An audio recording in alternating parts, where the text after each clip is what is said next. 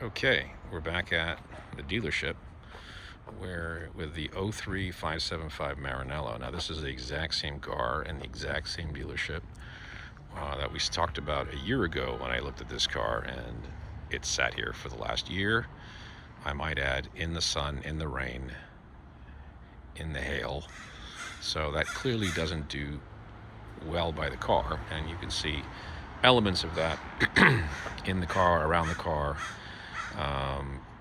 I don't know why you'd ever leave one of these things out in the rain for 3 years, but that's what the dealership's done. So in any event, let's do a quick overview of the car since we last checked in. They have fixed a few things, so let me zoom out a bit.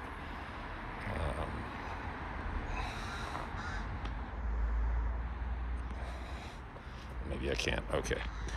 But again, basics haven't changed, of course. It's an Argento Nürburgring over a kind of a silver-ish light gray interior, which is not a great spec. And to be honest with you, this is not a great spec. Right? This is the base model spec. Obviously, standard handling package. It does not have the Fiorano. It certainly does not have the HGTC handling package. So just know that front of mind. Also, you'll notice no fender shields and the stock wheels, not the modular wheels. So two pretty important upgrades. I think a lot of people want these cars with the shields now. They're becoming very desirable, and it's not something you can do after the fact because it's indented into the actual fender. So it's not like you can stick on the shields. In any event, small detail, but worth quite a bit of money in this resale market. So very base model 575. So other issues with the car. No documentation whatsoever. So no paperwork, no service history, no window sticker, nothing but whatever the Carfax says. And we know for a fact that it has not had a belt service in 15 years. So right away, you need a belt service on this car. Now, we haven't fired up the car, so we don't know how it sounds. We haven't driven the car, so we don't know how it drives. This has all got to get sorted out.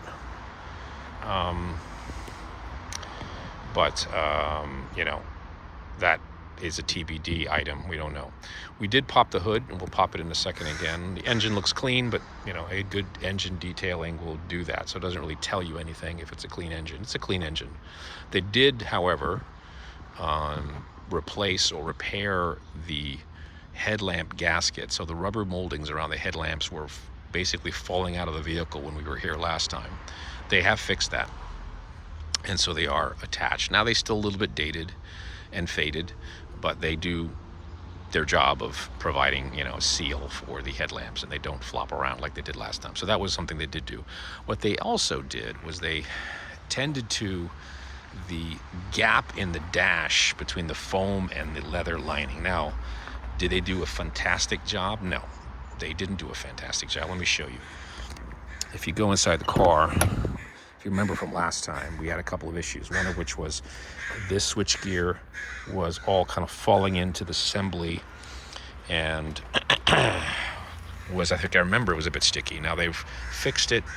It seems to be there. However, the cable is very loose. I almost locked myself in the car a few minutes ago, so there has to be adjust the cable here, and that's not a big deal, but that's one thing. You also see the lettering here is falling off, so that's got to get scrubbed and reattached. Not a huge repair, but repair. But you can see it's not perfect. Look at you kind of marked and stuck and little stains and not in the best of condition. So that's the door. If you go inside the vehicle, what you'll notice is what was here before was right around here.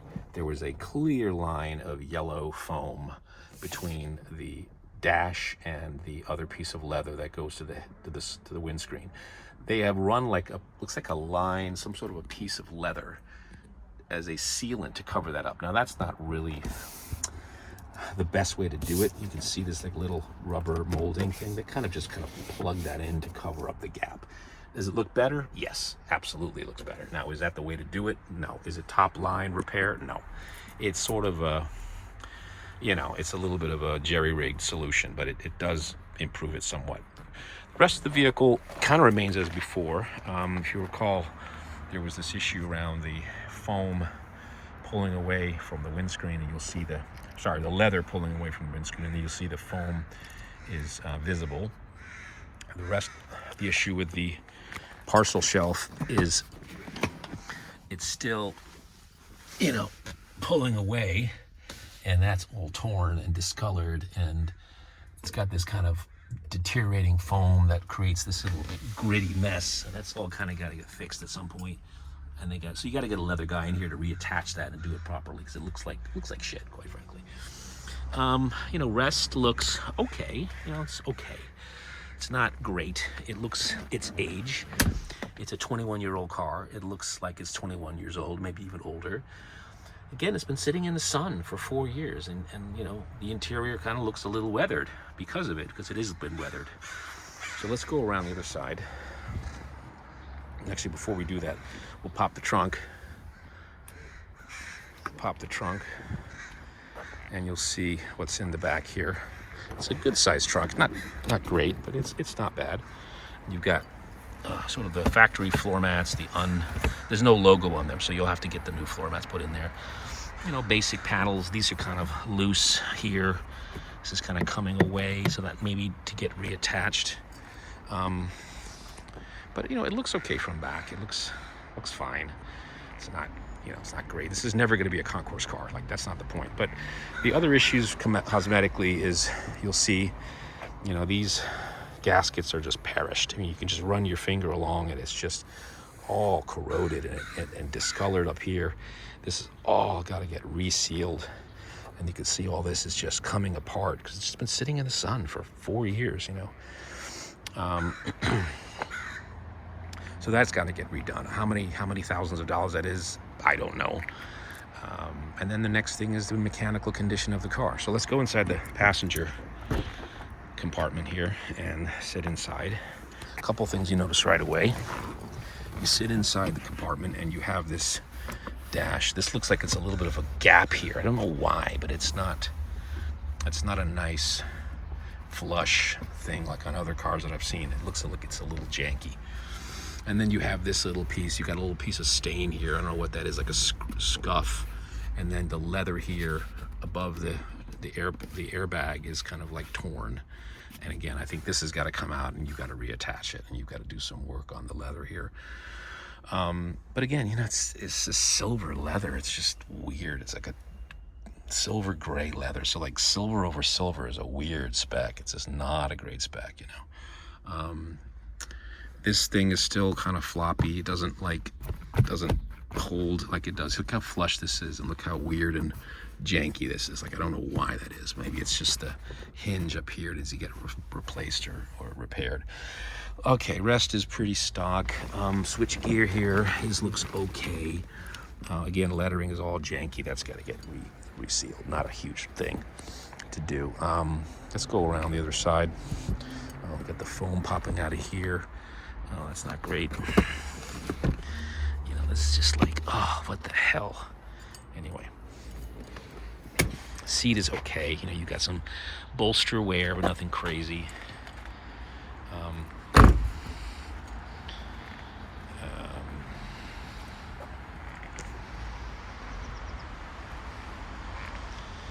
So going around to the side here.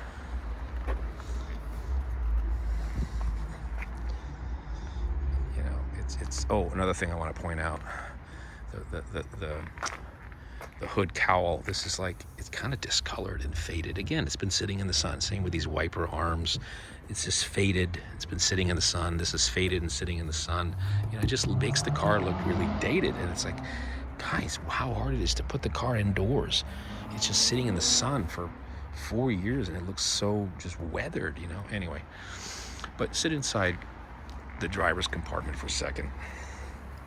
Show you a bit more of what I'm talking about. So, you know, seats are comfortable. I mean, this is clearly a grand touring car, right? It's designed for long distances. It's comfortable. You've got plenty of room. The seats are not intrusive. They hold you well. Got the crest. You know, it looks pretty good. They also did some work on the dash. This was like falling out, and again, they probably did some sealing here, but this was like falling out of the assembly, and so they've done some work to rehab the condition of the car cosmetically.